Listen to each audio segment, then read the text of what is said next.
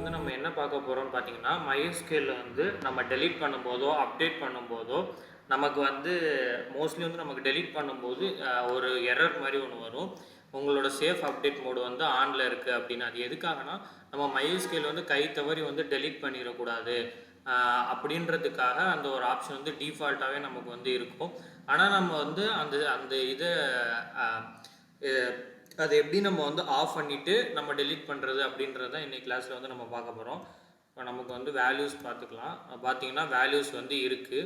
இப்போ நான் பாருங்கள், இந்த வேல்யூஸ் வந்து நான் டெலீட் பண்ணுறேன். இங்கே பார்த்தீங்கன்னா உங்களுக்கு எரர் வருது. என்ன எரர் பார்த்தீங்கன்னா, you are using safe update mode. ஓகேங்களா? இப்போ அதனால் என்னென்னா, இப்போ எப்படி அதை நம்ம பண்ணலோன்னா, செட் SQL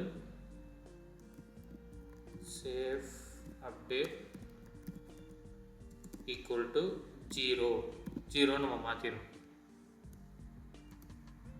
இதுக்கப்புறமாட்டி நம்ம வந்து டெலீட் பண்ணணும். இப்போ பார்த்தீங்கன்னா நமக்கு டெலீட் ஆயிடுச்சு. இப்போ டெலீட் ஆயிடுச்சா இல்லையா நம்ம எப்படி செக் பண்ணலான்னா, நம்ம இதை வந்து செலக்டில் போட்டு பார்க்கலாம் வேல்யூ இருக்கான்னு.